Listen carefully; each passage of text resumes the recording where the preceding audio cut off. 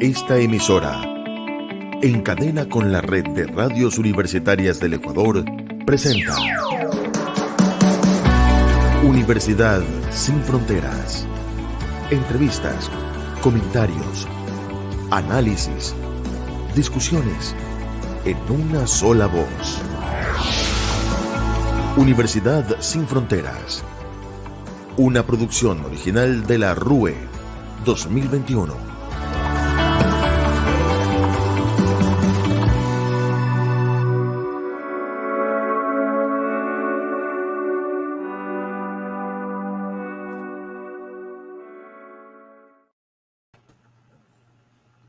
Sí, buenas tardes, bienvenidos. Estamos ya en una nueva programación de Universidad Sin Fronteras de la red de radios universitarias del Ecuador. Hoy tenemos el gusto siempre de contar con la presencia de la máster Ivanova Nieto. Ella es presidenta de la red de radios universitarias del Ecuador, a quien saludamos y le damos la bienvenida. Ivanova, buenas tardes. Buenas tardes, César. Y a nuestra audiencia es un gusto estar nuevamente en este programa Universidad Sin Fronteras de la red de radios universitarias del Ecuador. Sí, el reportaje investigativo de desentierros COVID-EC realizado por las periodistas Susana Morán y Karina Medina fue nominado dentro de los 10 mejores trabajos en la categoría cobertura en el concurso iberoamericano de periodismo de la Fundación Gabo. Sobre este tema justamente vamos a abordar con nuestra invitada, que es Karina Medina Salazar, de Periodistas Sin Cadenas de Guayaquil. Karina es una periodista ecuatoriana especializada en temas judiciales, salud, educación y ecología. Ha trabajado en medios impresos como Diario Extra, donde obtuvo un premio interno por la investigación Muertes en Combo, que evidenció el auge de sicariatos en el país. Y en Diario El Universo obtuvo 2 premios al periodismo escrito por la historia de Manga del Cura, que mostró la situación de los problemas limítrofes que tuvieron las provincias del Guayas y Manabí. Actualmente colabora como periodista en la Fundación Periodistas Sin Cadenas. Bienvenida, Karina Medina. Buenas tardes, Ivanova. Buenas tardes, César. Muchísimas gracias por la invitación y también a toda la audiencia. Es un gusto siempre estar conversando con ustedes. Muchas gracias a Karina Medina. Queremos indicar a nuestra amable audiencia que la programación Universidad Sin Fronteras de la red de radios universitarias del Ecuador es un programa que también se retransmite por varias emisoras de instituciones de educación superior. Por eso agradecemos a la Universidad Técnica del Norte en Ibarra, a la Universidad Politécnica Salesiana en Guayaquil, la Universidad Técnica de Manabí, a la Facultad Latinoamericana de Comunicación Social Flaxo en Quito, a la Universidad Técnica Particular de Loja, a la Universidad Técnica de Ambato, a la Universidad San Gregorio de Puerto Viejo en la provincia de Manabí, a la Universidad Central del Ecuador en Quito, a la Universidad Católica de Santiago de Guayaquil en el puerto principal, a la Universidad de la Escuela Superior Politécnica del Ejército ESPE en la capital de la República, a la Universidad Andina Simón Bolívar, con sede en Ecuador, a la Universidad de Cuenca en la provincia de La Suay, Universidad de los Andes, Uniandes en la provincia de Tungurahua y a la Universidad de las Américas en Quito, gracias a las emisoras que nos retransmiten. En este interdiálogo, efectivamente, conversaremos con Karina Medina Salazar, a quien le preguntamos, mi querida Karina, ¿cuál es el sentir propio de un investigador en cuanto a problemas sociales o de orden social, como son los temas que usted ha realizado la investigación, motivo por el cual se ha hecho acreedor a este galardón internacional? Adelante y bienvenida. Muchísimas gracias, César, nuevamente. El sentir de un investigador, de un periodista, en cuanto a hacer este tema, abordar temas de carácter social, en sí indigna mucho. Indigna en el sentido de que nosotros, mientras escudriñamos más, mientras más datos seguimos recabando cuando estamos haciendo nuestro trabajo de cobertura, en nuestro trabajo en la calle, investigando, entrevistando a diferentes familias, a diferentes personas, incluso autoridades.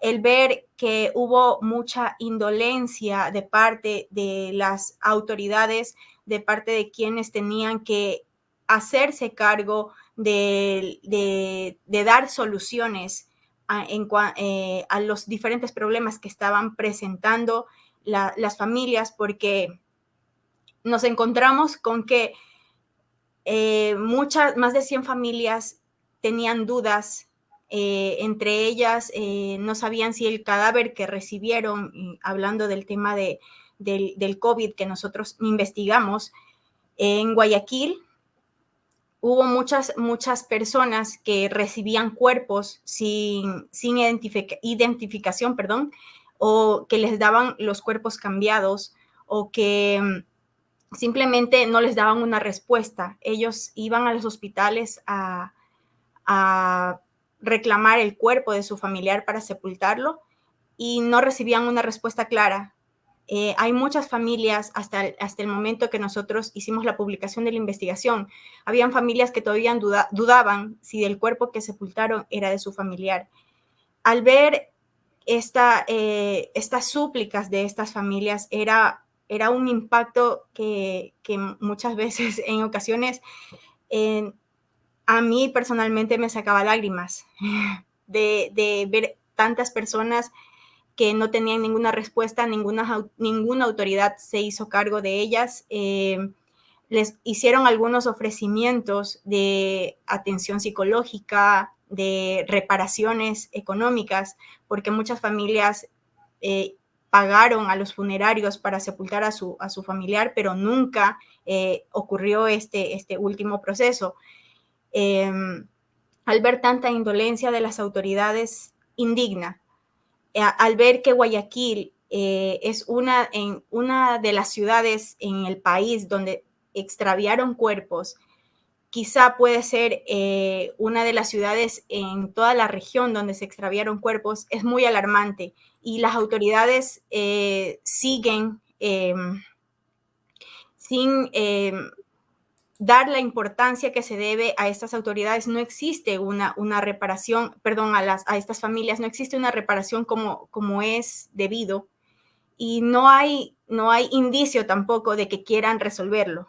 Karina, aquí te interrumpo solo por una cuestión puntual, considerando que yo vivo en Guayaquil y que podemos dar fe efectivamente de lo que acabas de indicarnos. En algún momento, en plena o epicentro de la pandemia del COVID-19, pudimos conocer cómo los cuerpos de los fallecidos por la pandemia fueron en algún momento mezclados en los contenedores refrigerados que a propósito fueron ubicados en diferentes sectores de la ciudad de Guayaquil, porque no hubo un sitio inclusive donde tenerlos, ¿no? En ese momento que se mezclaron los cuerpos, los cadáveres, perdieron su identidad.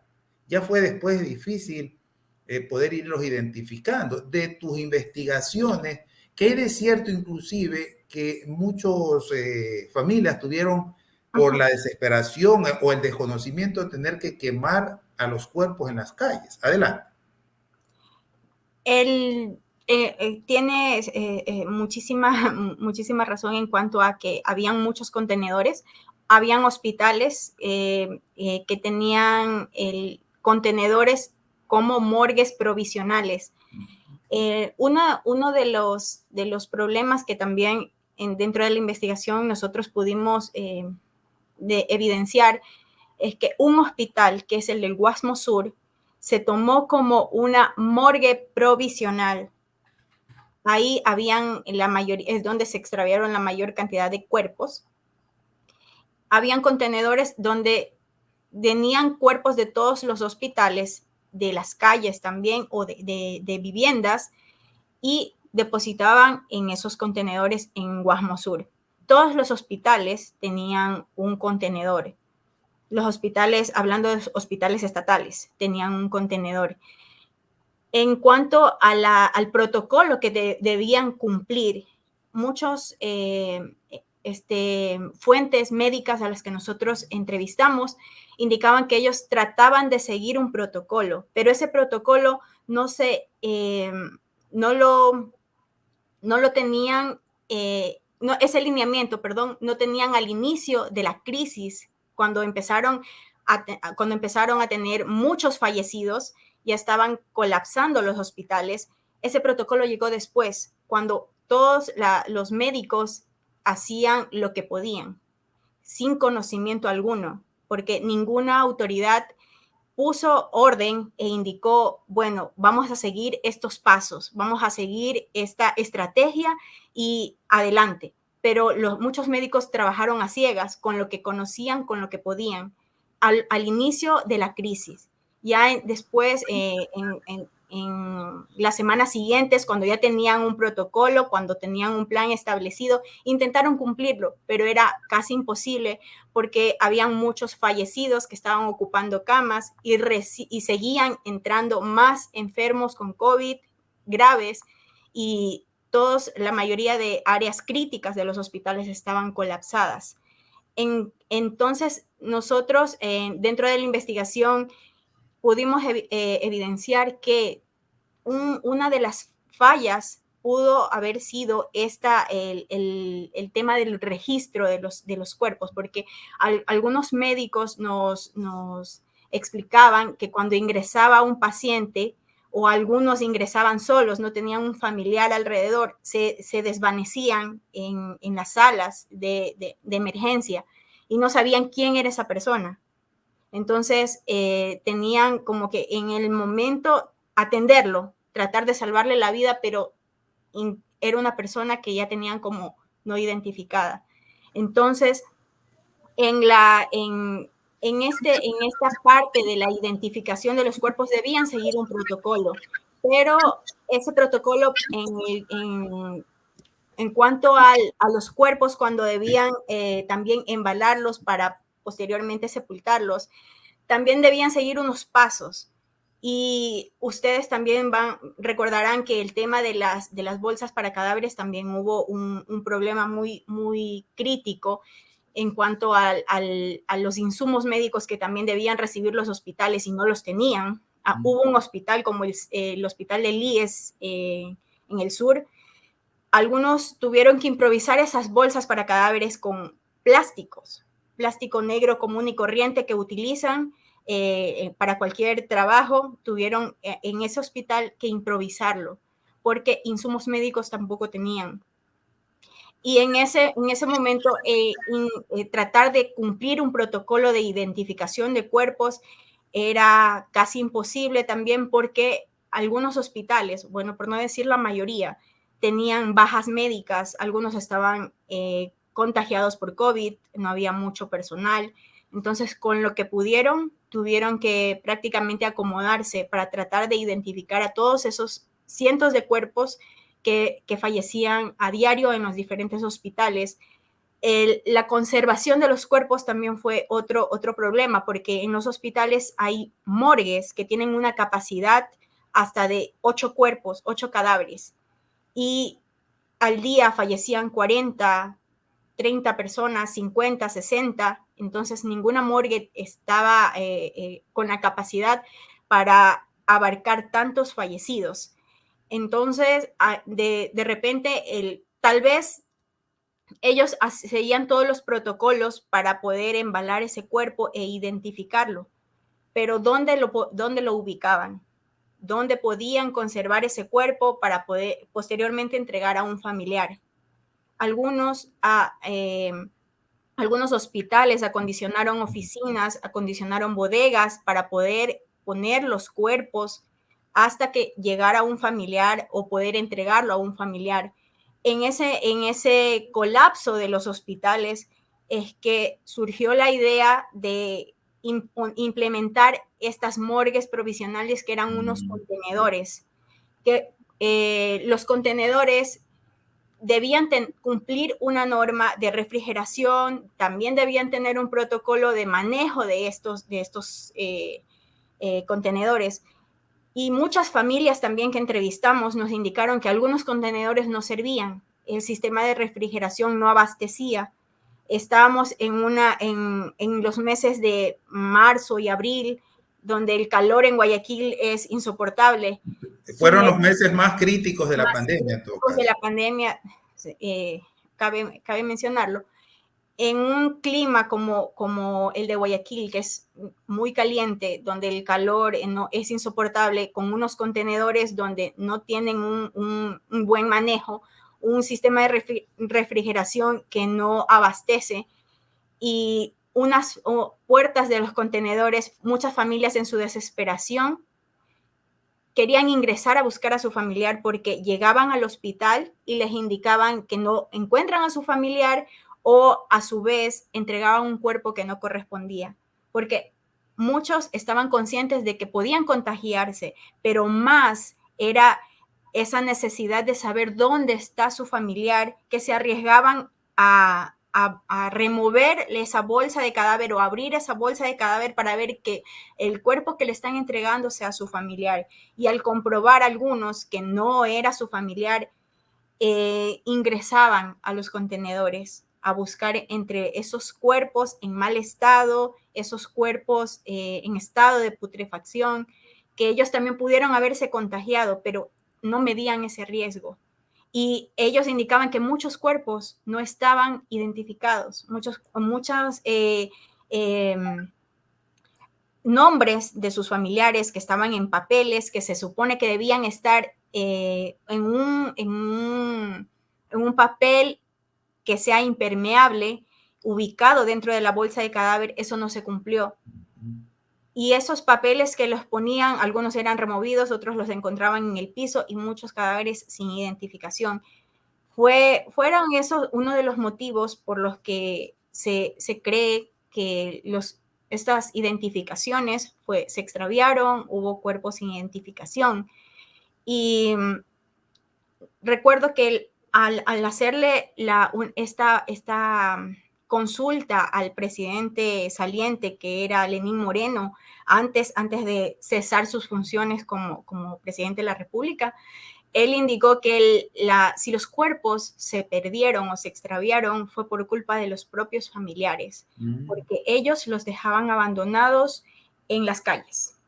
Estamos en Diálogo Nacional con Karina Medina Salazar, periodista ecuatoriana, galardonada por sus trabajos de investigación periodística. Mi querida Ivanova Nieto tiene ya inquietudes para Cari Medina. Adelante, por favor.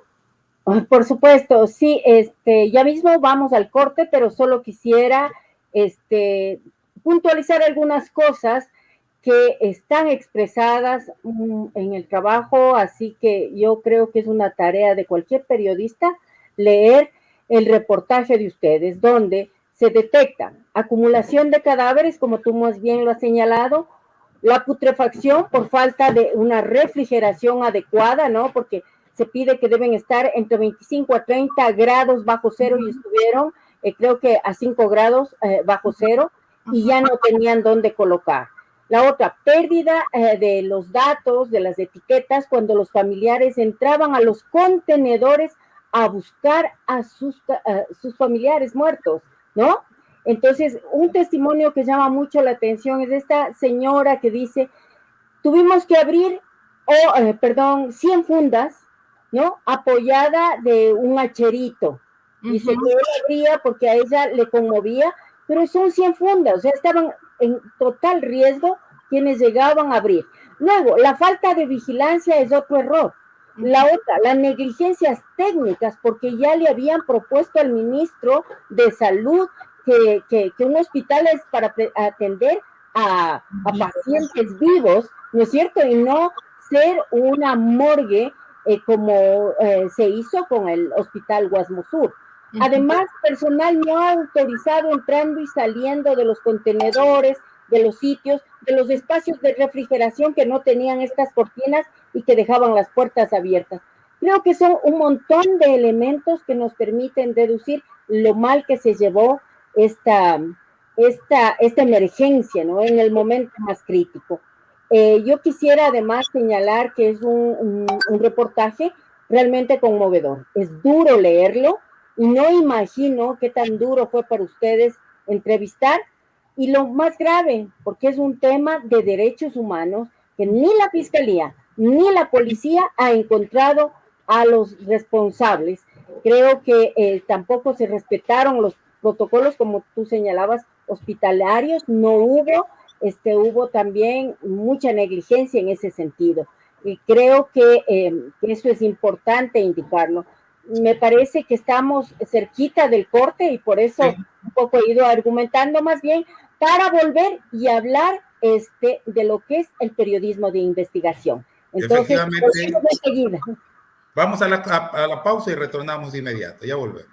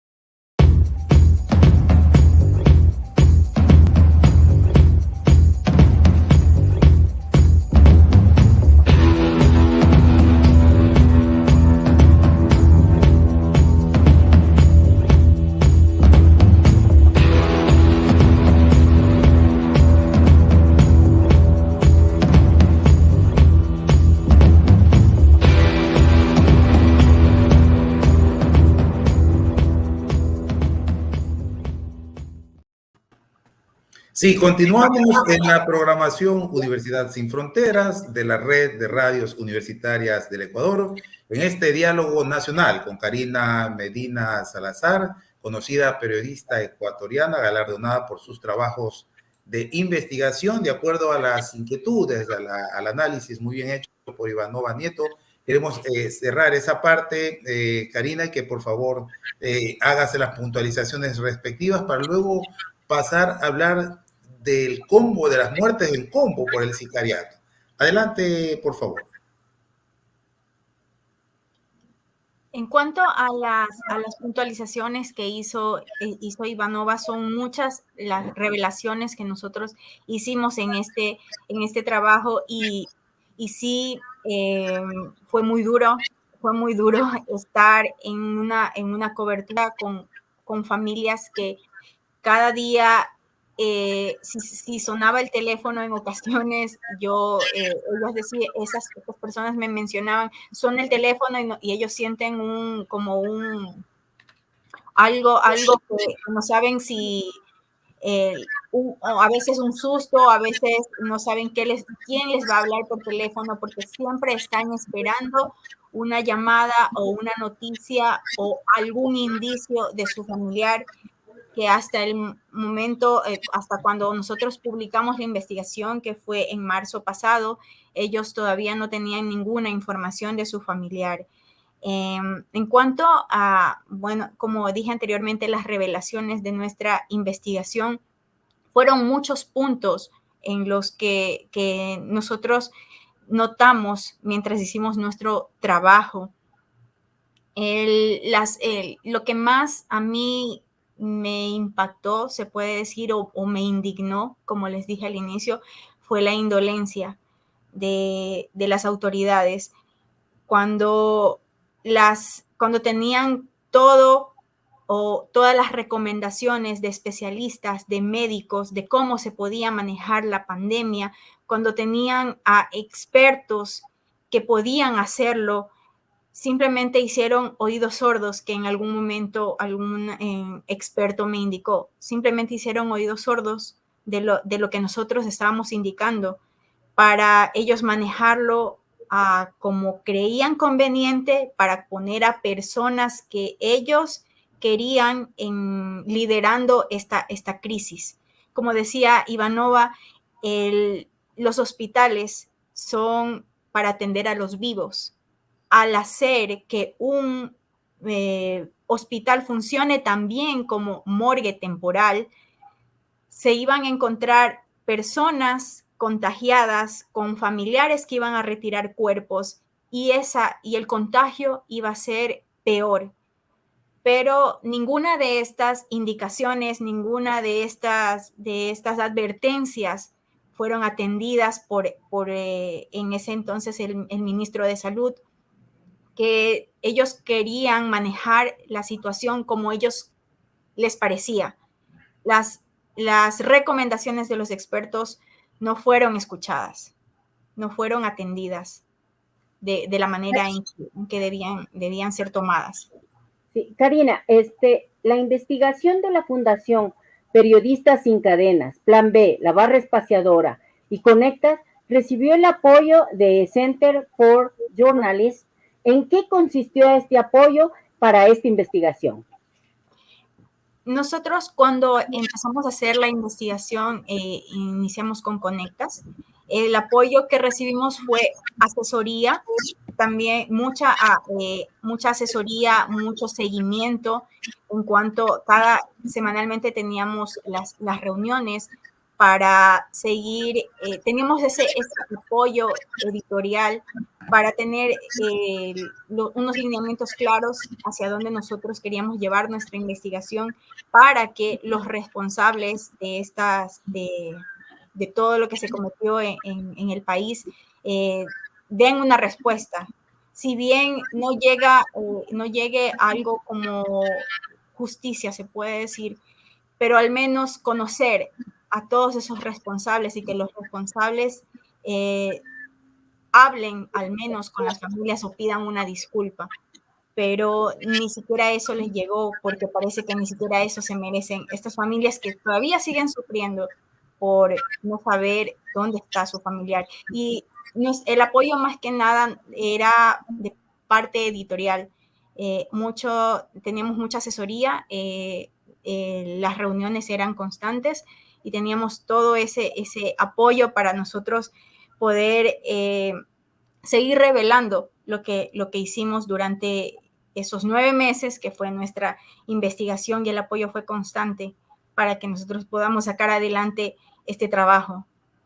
Un trabajo bastante interesante, por llamarlo así, y saber que se trata de un sacrificio profesional, el tener que hacer este tipo de investigaciones periodísticas. Karina, es importante dentro de la labor periodística que llevas adelante conocer eso de las muertes en combo, en un tema que se encuentra en boga actualmente, la ciudadanía asustada, temerosa de poder en algún momento ser víctima del sicariato. Nadie está libre. ¿Cómo has podido adentrarte en este tema investigativo en los actuales tiempos en la sociedad? ¿Cómo se percibe o cómo percibe la ciudadanía el tema del sicariato en el Ecuador? Adelante. Hablando de la experiencia, cuando fue uno de mis primeros trabajos, el tema de las muertes en combo, cuando estaba en Diario Extra, con nuestro editor nosotros notamos que en los últimos, estamos hablando del año 2011, más o menos, el tema del sicariato ya no era un secreto en nuestro país. Nosotros notamos por las noticias diarias que hacíamos cobertura que muchos casos de asesinatos que estaban ocurriendo en las calles en Guayaquil eran más de 2 fallecidos en un solo caso, 2, 3, 4, hasta 5, que tuvimos un caso. Entonces nosotros decidimos hacer el tema de las muertes en combo, por así decirlo, porque eran donde mataban a más de una persona. Fue un trabajo que lo hicimos con corresponsales también, porque fue a nivel de país, y donde notamos que el mayor nivel de violencia era en Manabí, el tema del sicariato en ese entonces, cuando recién estaba esa modalidad en el país. En Manabí hubo mucho tema de sicariato, de muertes en combo. Después estaba Guayaquil y también en Quito. y cómo percibe el sicariato. Yo creo que la ciudadanía ahora no podemos estar en calma porque no sabemos cuándo una bala perdida, porque así está la situación en nuestro país, una bala perdida puede matar a un inocente. Perfecto. Sí, incluso yo veía un caso hace unos días que fue en Guayaquil, que a un chico se salvó de morir porque el arma que tenía el sicario se le trabó. Fue un video que yo estaba comentándolo. Y, o sea, uno no puede estar tranquilo ni siquiera afuera de su casa, porque la delincuencia o no sabes en qué momento te va a tocar. Entonces, el nivel de violencia que está atravesando el país es alarmante. Y algunas decisiones que tomaron las autoridades como un estado de excepción, creo que no es la solución. Militarizar las calles tampoco es la solución. El tema acá es todo el nivel, de ver el origen de qué está generando tanta violencia en las calles. ¿Qué es lo que está generando tanta violencia en las calles? ¿Por qué una persona no puede salir con calma a la esquina de su casa? ¿Por qué una persona no puede caminar en la calle en paz o tranquila? ¿Por qué tenemos que estar inmersos en tanto miedo? Porque lo que está provocando tanta violencia es generar miedo a la ciudadanía. ¿Y qué pasa con los delincuentes? ¿Qué pasa con la gente que simplemente agarra un arma y decide matar a otra persona? ¿Qué pasa con con las leyes también que deberían ser reformadas?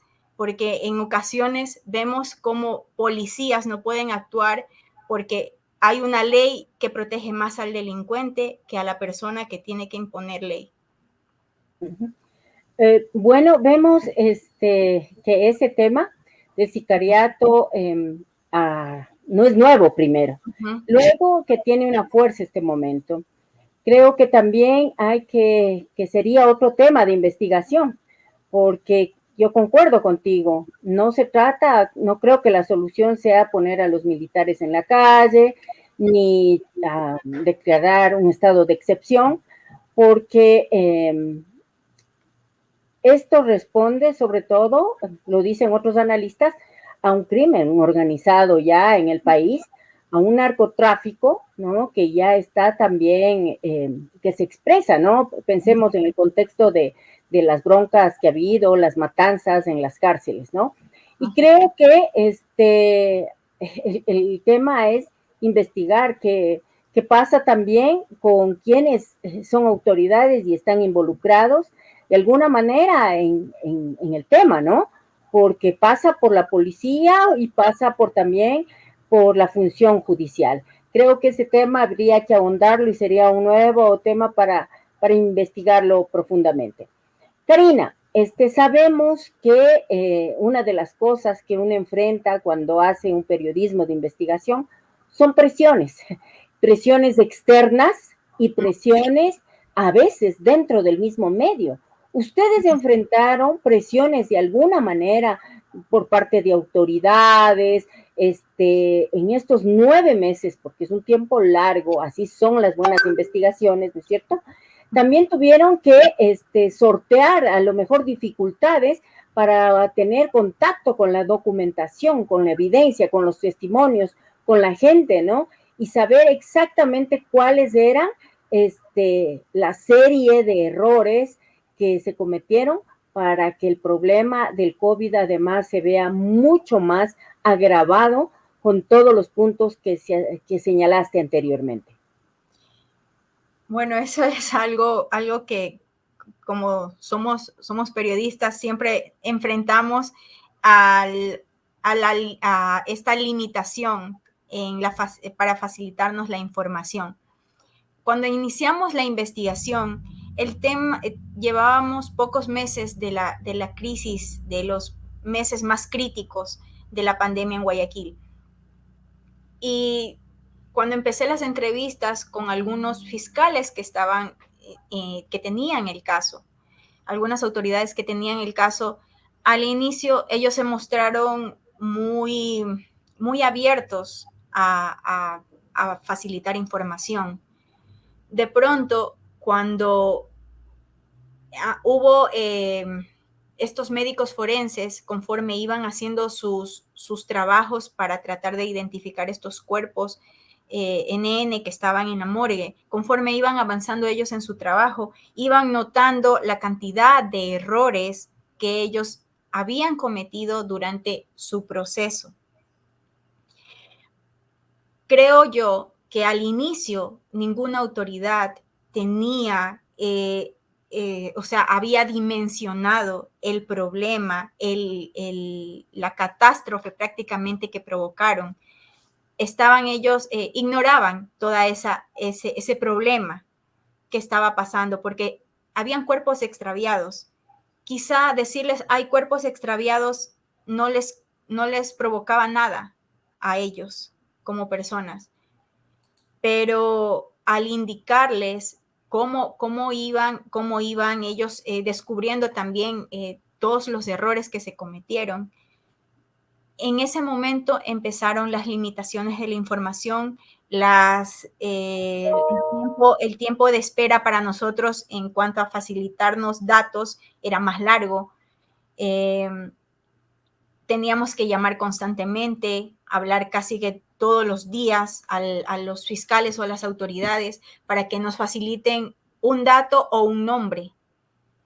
Ellos al inicio no estaban conscientes de qué es lo que estaban investigando, porque quizá es un pensamiento personal, quizá como no se trataba de un familiar, como no se trataba de ellos, como no se trataba de personas allegadas a ellos,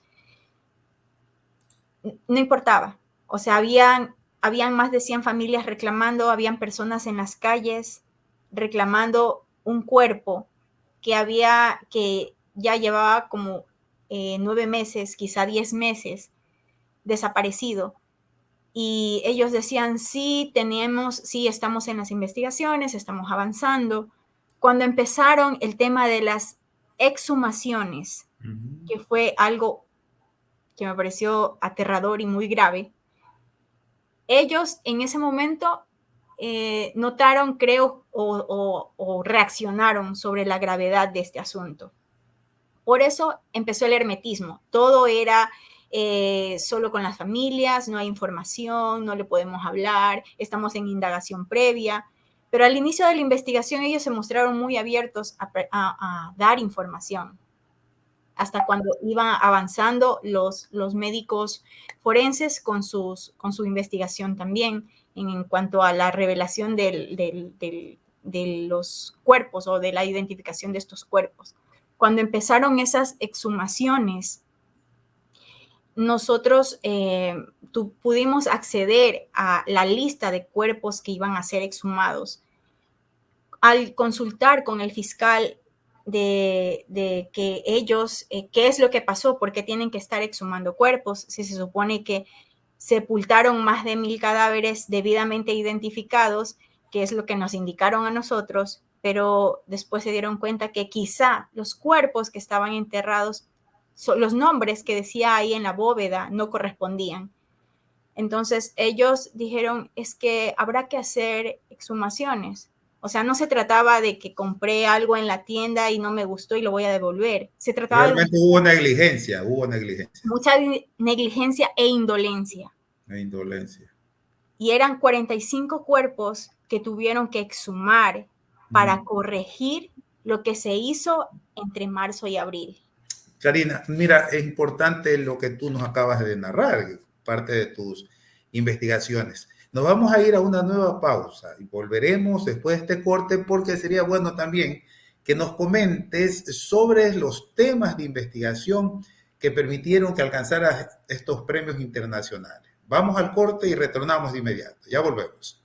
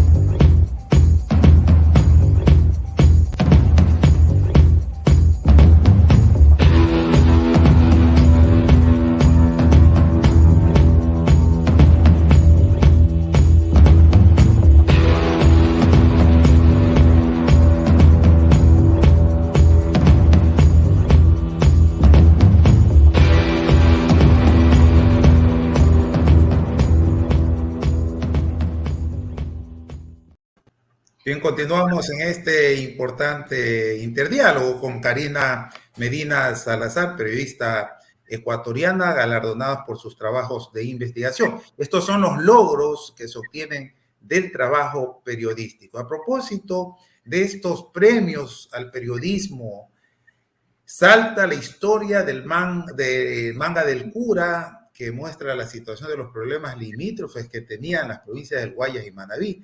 Entendemos, estimada Karina, es uno de los trabajos periodísticos desarrollados por tu persona, tu equipo de trabajo de investigación, y que por supuesto dieron como resultado estos triunfos. Cuéntanos, ¿son solo esta investigación, esta historia, hay otras investigaciones que de manera relevante pudieron mostrarse a la opinión pública y que te han permitido obtener estos triunfos? Adelante, por favor. El tema de Manga del Cura también fue un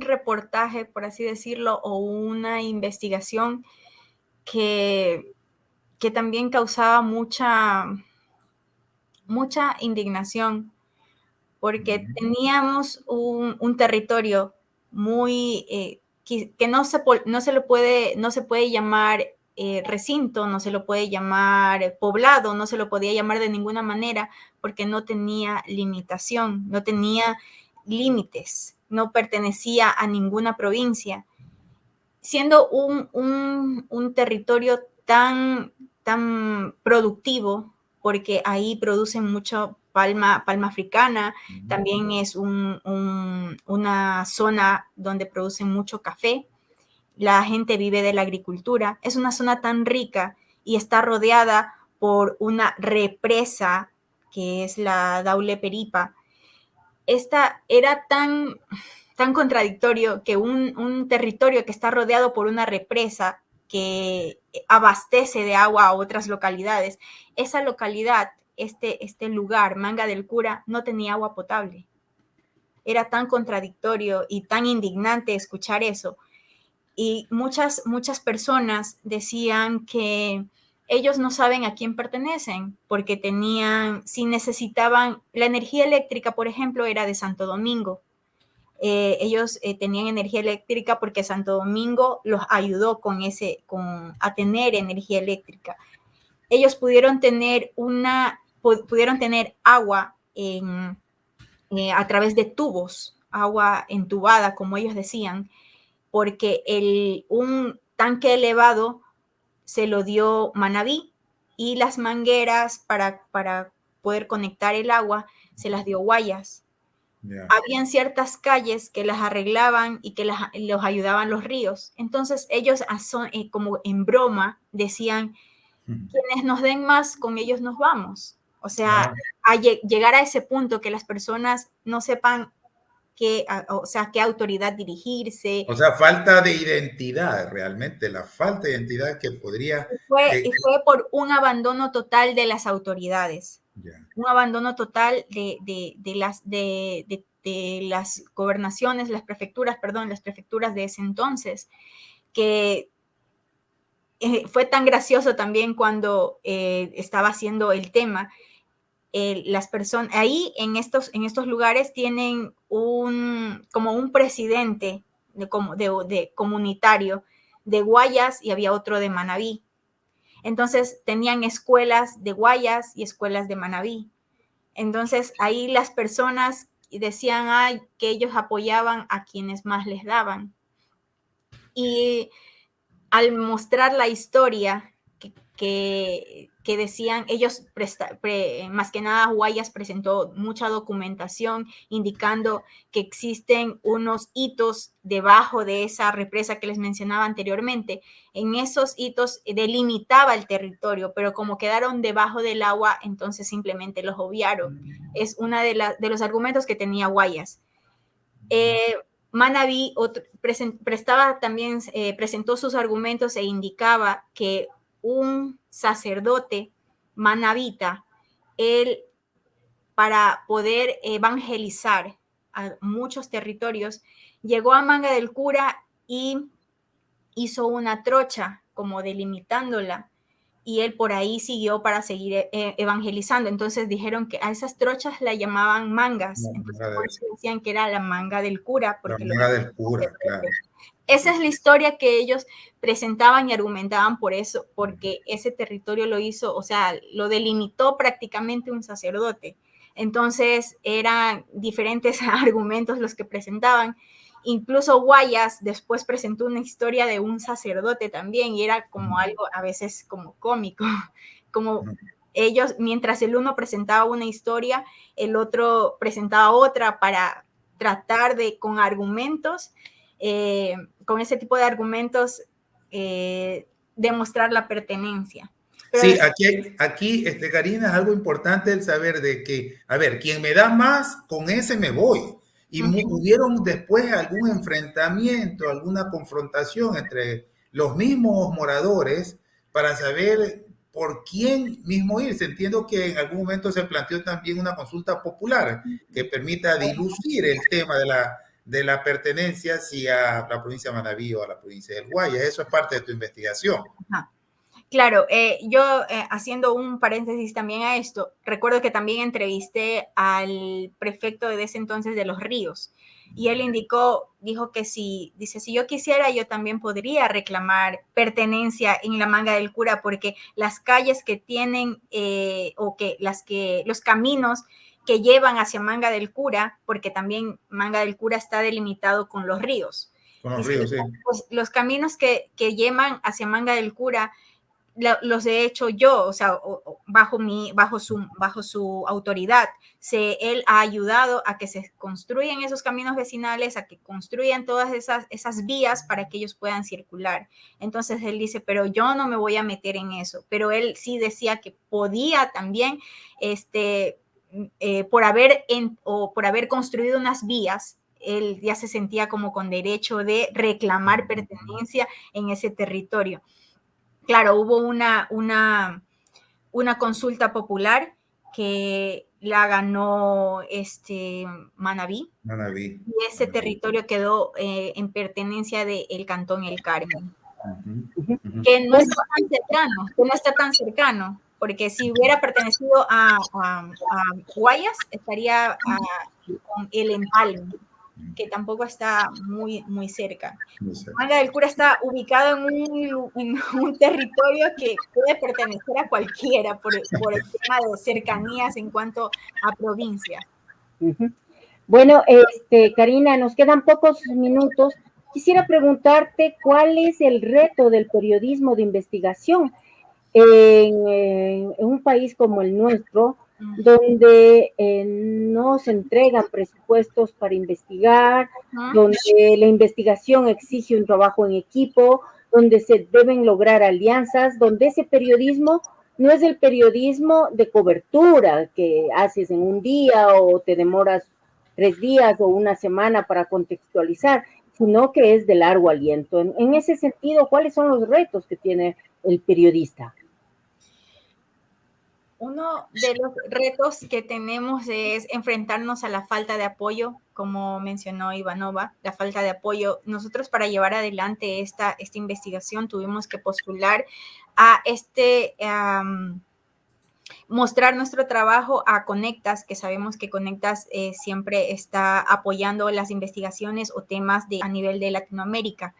Entonces nosotros tuvimos que postular a esta entidad que es Conectas para saber o hacer todo nuestro esfuerzo para poder llevar adelante esta investigación en cuanto a presupuesto, porque como mencionó Ivanova, no tenemos un presupuesto destinado para investigación en cuanto a los periodistas, más que nada. Yo creo que el apoyo debería venir desde las autoridades y tal vez en alianza también con medios de comunicación, porque un medio puede poner todo su esfuerzo para poder llevar adelante una investigación, pero se enfrenta con todo tipo de limitaciones en cuanto a facilitar información. Entonces, publicarlo en un medio no sería, hablando de un tema empresarial, no sería como rentable, porque como bien lo dijiste, es de largo aliento y nos podemos demorar mucho tiempo, pueden ser meses o quizá años, y eso no es rentable tal vez en un medio de comunicación.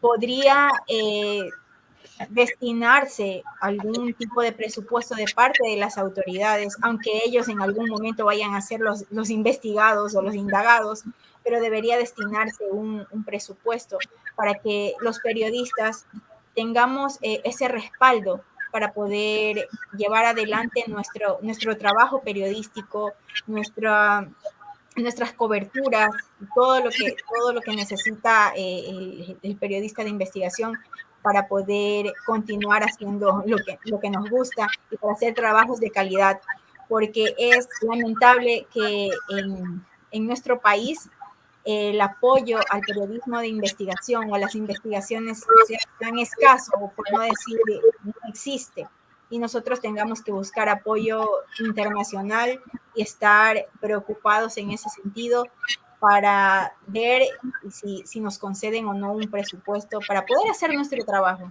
Claro.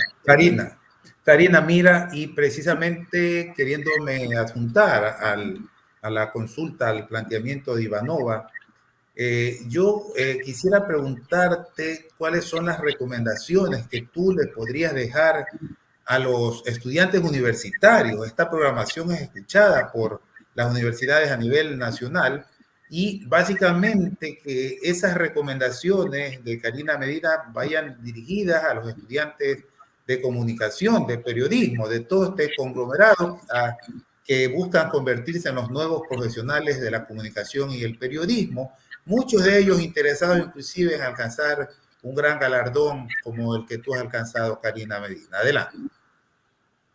Las recomendaciones para los nuevos colegas, los futuros colegas. Siempre tener mucha confianza en lo que nosotros creemos, siempre estar muy informados, leer mucho, informarse a diario. A veces uno cree que porque voy a leer noticias o porque voy a ver noticias. Estar informado de todo lo que ocurre en nuestro país y también de noticias internacionales es muy importante, para que nosotros al momento que estemos realizando nuestro trabajo, nada nos tome de sorpresa. Cuando nos concentramos en un tema, buscar todas las aristas posibles. Nunca una idea está de más, nunca. Todo debe ser considerado, cada detalle. A veces hay cosas que nos parecen tontas, pero no. A veces esa cosa que te pareció tonta puede ser el punto de partida para un nuevo tema o el punto de partida para poder descubrir o encontrar la solución a otro. Todo debe ser considerado, nada debe ser asumido, todo debemos comprobarlo. Siempre debemos tener varias voces No importa si tenemos 10, 20 voces, siempre debemos tener fuentes de más para nosotros poder argumentar bien nuestro tema. No deben quedar vacíos, todo debe estar bien encadenado y seguir un hilo para que nuestra historia sea bien contada. Algo que siempre he aprendido es no asumir nada. Los periodistas no podemos asumir nada. Todo debe ser comprobado, todo debe ser argumentado. Nunca debemos dar nada por sentado. Muy bien. Muchas gracias. Queremos agradecer a la periodista Karina Medina Salazar por haber comparecido en Universidad Sin Fronteras de la Red de Radios Universitarias del Ecuador. Muchas gracias, Karina. Ivanova, estamos ya en la parte final. Adelante. Sí, quiero felicitar a Karina y a Susana Morán, quienes llevaron adelante esta investigación. Muy bien merecido, es realmente un reportaje modelo como para revisarlo con nuestros estudiantes y que nadie deje de leerlo, ¿no? Bueno, agradecemos tu presencia aquí, agradezco también a César, mi contertulio, también en este programa. Un abrazo a todos nuestros oyentes y a nuestras universidades y radios que pertenecen a la RUE. Esperamos en la próxima emisión. Buen día. Que pasen bien. Muchísimas gracias, un gusto. Buen día. Esta emisora, en cadena con la Red de Radios Universitarias del Ecuador, presentó Universidad Sin Fronteras. Entrevistas, comentarios, análisis, discusiones en una sola voz. Universidad Sin Fronteras. Una producción original de la RUE 2021.